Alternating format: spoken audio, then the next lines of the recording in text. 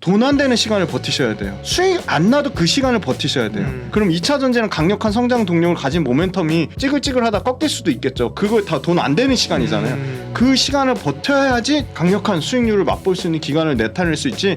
그거 빠지고 막 일회일비하시고 힘들어하시고 그걸 못 버티시면 절대로 주식으로 돈 벌 수 없다.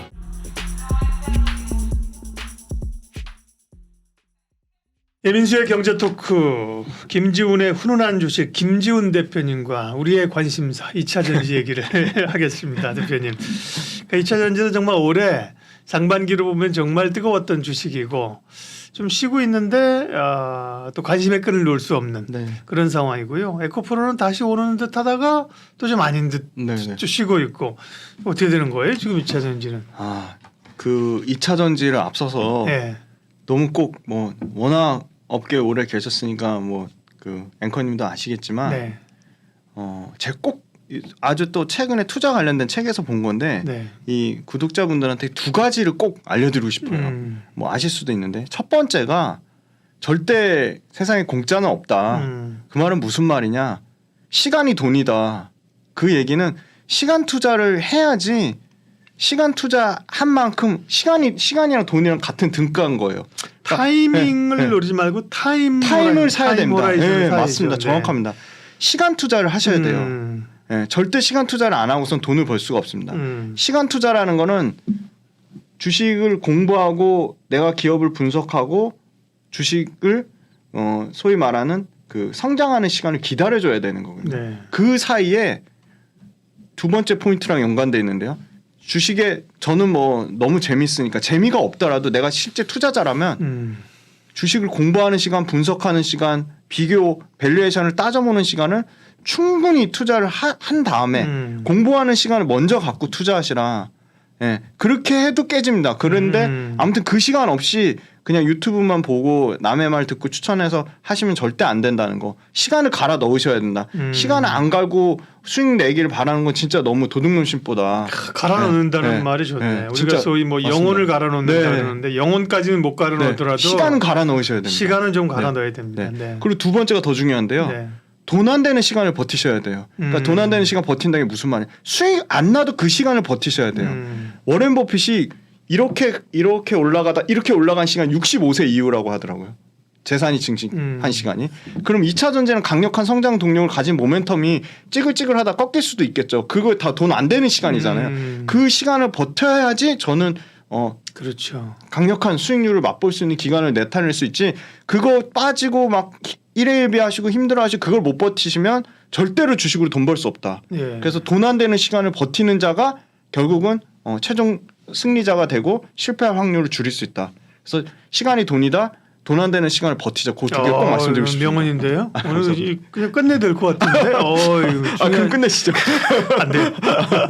중요한 얘기를 해주셨고요. 그럼 이제 그걸 염두에 두고 2차 전지를 그러면 현황이 어떤지 분석을 해볼게요. 네, 맞습니다. 먼저 수익률 현황부터 보시면 2차 전지 역시나 뭐 코스피, 코스닥 대비 압도적인 수익률을 보여줬습니다. 뭐 최근에 부진하긴 했지만 실적 추정이 가능한 47개사가 59% 평균 수익률을 나타냈고요. 그중에 원자재가 191% 평균 수익률을 나타냈습니다. 원자재 이 191%는 어떻게 나온 거냐? 1등인 에코프로가 592% 수익률을 내면서 그냥 에코프로 한 종목이 원자재를 다 땡겼다고 보고 있습니다. 그럼 포스코 홀딩스는 얼마나 올리냐? 그래도 포스코 홀딩스 연평균 1월 대비해서 40% 정도 상승을 나타냈습니다. 견조했습니다. 대형주 단에서는 굉장히 견조했고요. 그다음 배터리셀 가장 부진합니다. 연평균 17% 정도 상승했고요. 역시나 LG 엔솔이 1등주가 27% 상승했는데 저는 이 27% 상승보다 중요한 건 MDD 값입니다. 고점 대비 10% 정도 빠지면서 배터리셀이 오르기도 덜 올랐지만 가장 덜 빠지면서 가장 지수 대비 가장 2차 전지 다 안 좋을 때 선방을 했고요. 양극재는 코스모 이거 또 그 댓글 보니까 오해하시는 분이 있는데 코스모 신소재가 생산 능력이나 실적 증가율이 1등이라는 얘기가 전혀 아닙니다. 그 제가 코스모 신소재 1등이라고 하니까 뭐 네가 뭔데 코스모 신소재 1등이라 하나 그러시는데 여기서 코스모 신소재가 1등이라는 건요. 수익률 측면에서 1등을 말씀드리는 겁니다. 오해하지 마시기 바랍니다. 코스모 신소재가 274% 수익 내면서 전체 평균을 끌어올렸는데요. 최근에 좀 재미난 흐름은 코스모 신소재가 한 3일 동안 계속 급격하게 빠지고 있습니다. 그걸 봤을 때 그 MSCI 그 코스피 200 지수에 대한 편입 기대감으로 단기적으로 수급을 올렸던 분에 대한 차익 실현 물량이 좀 나오는 것 같고요. 네. 코스모 신소재 같은 경우는 LG화학으로 처음으로 양극재 계약을 맺었거든요.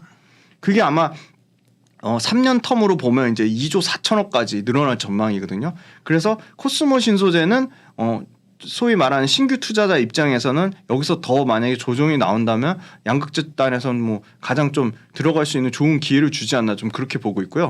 그다음에 이제 음극재 도전제 첨가제 단에서는 제가 이 표를 가져올 때마다 항상 압도적인 1등은 나노신소재였는데 나노신소재가 계속 부진하는 사이에 이 제이오란 CNT 분산재를 만드는 회사가 1등으로 돌아섰습니다. 그래서 제이오가 평균 고점 대비도 제일 덜 빠졌고요. 마이너스 18% 빠졌고 평균 수익률도 좋았습니다. 역시나 뭐 장비는 말할 것도 없이 압도적으로 1등인 윤성 FNC가 다 땡겼지만 워낙 부진한 장비 회사들이 많아서 평균 수익률은 43%밖에 기록을 못했다. 그리고 네. 최근에 분리막이 되게 주목받는데요. SKI 테크놀로지랑 WCP랑 계속 치고받고 싸우고 있는데 이 WCP가 지금 신고가 영역입니다. 지금 평균 MDD 값을 보시면 아주 특징적으로 최근 수익률이 거의 70%에 육박하고 MDD 값도 6% 나왔다. 그래서 요걸 딱 정리해서 말씀드리면 원자재랑 양극재가 주춤한 사이에 음극재, 도전재, 첨가재, 그다음에 분리막 뭐 이런 회사들에서 좀 그 소위 말하는 틈새 전략이 나오고 있다. 그렇게 말씀드리겠습니다. 장비주는 올해 43% 밖에 못 올랐다 이렇게 하고 있습니다. 43%가 어마어마한 건데. 어마어마한 건데. 뭐 원자재, 양극재가 그러니까 딴 데 비하면 보십시오. 네. 그 정도로 2차 전지가 뜨거웠다는 얘기를 하는 건데 네. 항상 성장주들은 기대감을 먼저 반영합니다. 그렇죠? 네. 앞으로 오를 거에 성장률을 반영하고 뒤에 이제 숫자가 확인되면 진짜 주도주가 되는 거고. 그렇습니다. 확인이 안 되면 예를 들면 또 어려워지는 거잖아요. 그죠? 네.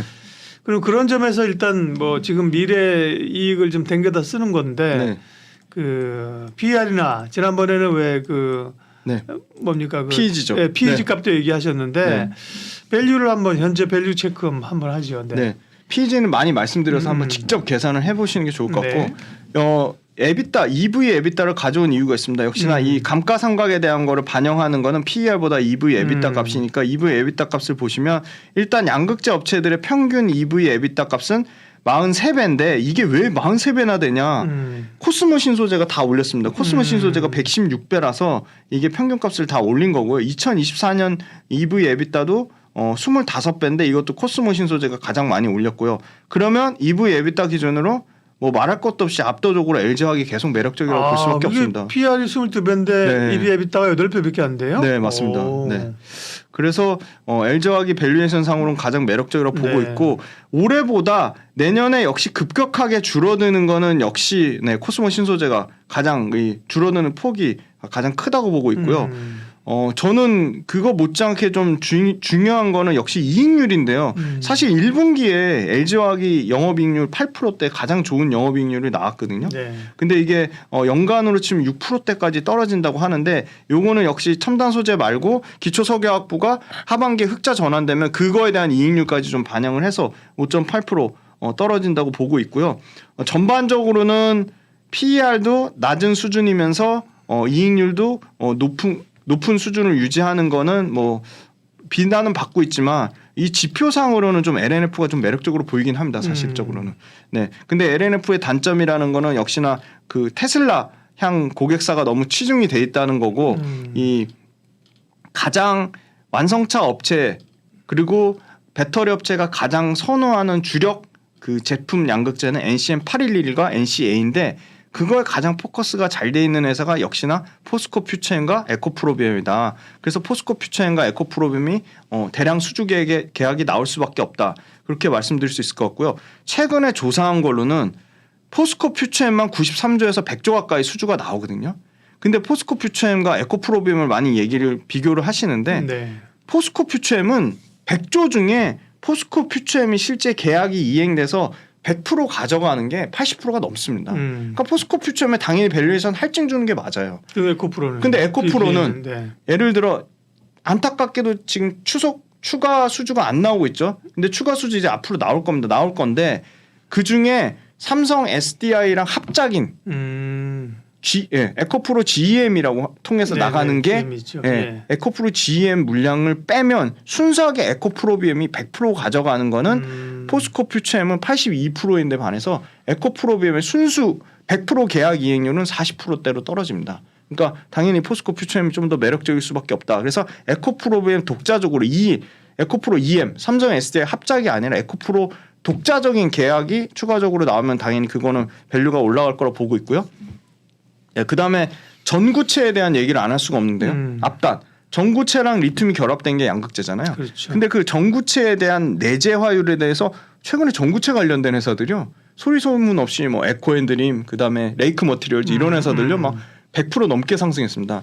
근데 실제 전구체 관련돼서 의미 있는 캐파를 낼 수 있는 데는 LG화학, 포스코 퓨처엠, 에코프로비엠, 뭐 LNF 이 정도입니다. 지금 심지어 LNF조차도 LS M&M이랑 전구체 8만 그렇죠. 톤 합작해가지고 하겠다고 했거든요. 네. 그런 측면으로 봤을 때 전구체에 대한 기대감은 계속 높아질 거고 전구체가 워낙 원자재 밸류체인을 강화하면 당연히 양극재 업체에서 마진도 좋아지니까 그러면 어디가 제일 잘 되는데 포스코 퓨처엠이 또 뭐 이 얘기하니까 뭐 캐파로 봤을 땐 뭐 에코프로비엠이 더 1등인데 그러니까 너무 에코프로비엠만 너무 좋게 보시는 거예요. 예, 다른 회사를 좋게 말하면 그거에 대해서 되게 부정적으로 얘기하시는 분들이 많은데 그냥 객관적으로 보시면 좋을 것 같아요. 그러니까 포스코 퓨처엠의 양극재를 그 포스코 퓨처엠이 전구체를 내재화하는 율 측면에서 가장 압도적이에요. 사실 70% 넘는 내재화율을 자랑할 것으로 보고 있고 에코프로비엠은 최대 할 경우에 45%거든요. 30% 이상의 갭 차이가 납니다. 그러니까 당연히 포스코 퓨처엠이 에코프로비엠보다 전구체 측면에서는 더 어떻게 보면 우위에 있다기보다는 더 그걸 밸류에이션 측면에서 할증을 줘야 된다고 보고 있습니다. 네. 2차 전지의 밸류들을 쭉 측정을 했고요. 자, 이슈를 좀 볼게요. 2차 전지를 둘러싼 이슈는 엄청 많아요. 왜냐하면 최근에 어쨌든 고션이라는 중국 업체가 이제 미국의 우회에서 뚫고 들어간다는 뭐 얘기도 있었죠. 그다음에 뭐 리튬 같은 그 뭐 소재 가격 변동도 있죠. 또 에코프로 같은 경우는 MSCI 지난번 못 들어갔는데 이번에 들어갈 거라는 맞습니다. 얘기, 뭐 홍매도 얘기해가지고 자지간 뭐 엄청 그 이슈들이 많아요, 그죠? 앞으로 봐야 될 포인트 몇 개만 좀 2차 전지를 보면서 시간 투자를 해야 된다는 말씀하셨고 이 체크해야 될 변수 몇 개 좀 봐주세요. 일단 중요한 그 고시원 관련된 그거 음. 확정 사항이 아니고요. 왜 확정된 것처럼 이렇게 잘못된 이슈를 하는지 그건 좀 문제가 좀 있다고 보고 있고요. 이슈 중요한 것만 딱딱 네네. 추려서 말씀드릴게요. 제일 중요한 거 일단 첫 번째 양극재 관련된 거. 이 고시원 관련된 그 고시원 관련된 부분도 그렇고 그 레포트 있잖아요. 그 골드만삭스인가 모건스탠리 글로벌 레포트에서도 뭐 양극재가 10년 동안 그 계속 공급 초과 상태일 거다. 그다음에 뭐 중국이랑 품질 차이가 안 나서 한국 업체들이 경쟁력을 계속 잃을 것이다. 그런 얘기가 나왔는데요. 지금 자 우리 LFP 침투를 여기서는 그러니까 제가 참고한 신한증권 레포트인데 되게 높게 잡았어요. 40%를 잡았거든요. LFP 침투를 40% 잡고 전체 2030년 기준으로 글로벌 양극재 필요한 게 530만 톤입니다. 그러면 그중에 LFP 뺀 3원계 배터리가 약 330만 톤이라고 보더라고요. 그럼 그중에 중국을 제외한 필요한 양극재가 360만 톤이고 우리는 중국 외 지역에서 경쟁을 하니까 북미하고 유럽에서 근데 360만 ton을 실제 우리나라 업체들하고 글로벌 업체들이 가서 디자인 캐파 앞으로 짓겠다고 한 게 260만 ton이에요. 지금 이게 추정치입니다. 그러니까 260만 ton이 100% 공장 가동했을 때 260만 ton이고요. 공장 가동률은 보통 80%를 잡거든요. 그리고 또 뭐 여러 가지 인력 문제, 인력 수급 문제, 그다음에 그 가서 또 수율 잡는 문제 또 그러면 이게 또 초반에 바로 80%가 안 나오죠. 70% 60%대부터 서서히 올라가기 시작하니까 그걸 감안했을 때 지금 실제 수요 중국 제외한 수요의 360만 톤이랑 디자인 캐파 260만 톤에 100만 톤의 갭이 존재하는데 그럼 100만 톤 당연히 추가 증설을 할 거고 그러면 260만 톤도 100%를 가정했을 때 260만 톤이 여기서 80% 가정하면 더 차이가 많이 나는 거죠. 그래서 그 부분 관련돼서 양극재가 초과 공급 상태다. 그건 지금 말도 안 되는 얘기라고 보고 있고요. 그럼 우리가 또 가장 북미하고 유럽 중에 더 높은 성장성을 가지고 더 주력으로 하는 데가 북미잖아요. 북미는 지금 160에서 200만 톤을 보고 있거든요. 최대 양극재 그 실제 수요가. 그러면 우리가 가서 공장 지어서 북미에서 양극재 하겠다는 게 120만 톤이에요. 그것도 100% 가동률 나와서 그 현재 계획대로 뭐 완벽하게 진행된다고 가정했을 때 120만 톤이고요.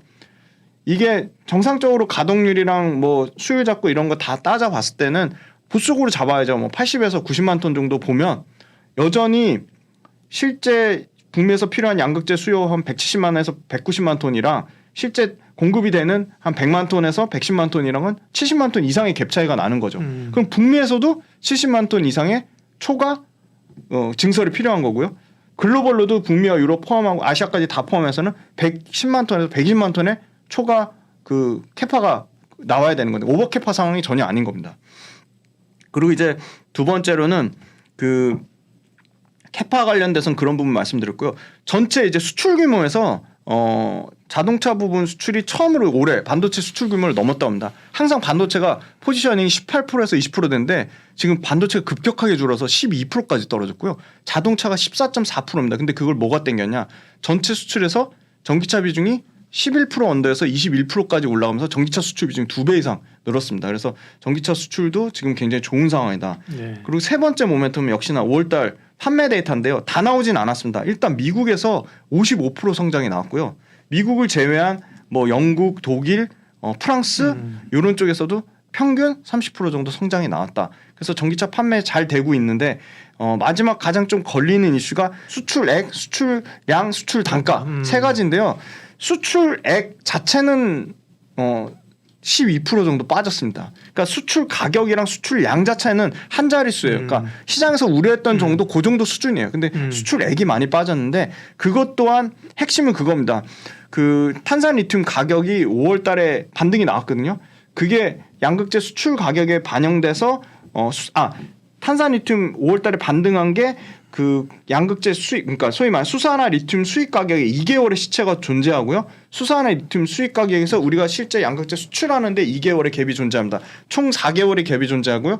5월 달 100% 반등 나온 거, 탄산 리튬 반등 나온 거 제가 오늘도 확인하고 나왔는데 여전히 306 위안 정도 수준을 유지하고 있습니다. 그럼 5월 달에 100% 바닥권에서 반등 나온 거 언제 수산화 리튬 가격에 반영이 돼? 4개월의 시차가 존재하니까 9월 달에는 그게 반영이 될 겁니다. 그러면 2분기 실적 아마 안 좋을 거라고 보고 있어요. 판가가 떨어지면. 그러면 3분기부터 완전히 정상화돼서 3, 4분기에는 양극재 판가도 급격하게 좀 좋아질 거로 보고 있습니다. 네, 2차 전지 밸류하고 체크해야 될 포인트까지 봤고요. 마지막으로 2차 전지 가운데 물론 이제 시간 아까처럼 당장 뭐 오늘 얘기한다고 내일도 오르고 그건 아니고 2차 전지가 그렇죠.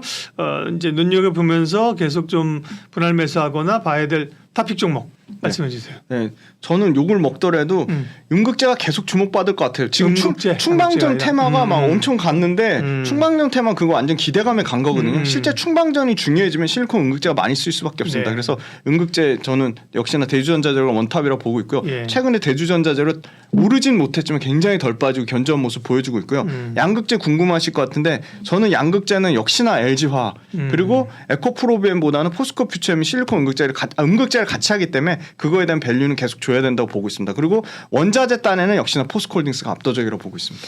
네, 2차 전지에 관한 것도 굉장히 궁금증이 많은데요. 핵심적인 거를 정리해 주셨습니다. 김지훈의 훈훈한 주식 김지훈 대표님 함께했습니다. 고맙습니다. 감사합니다.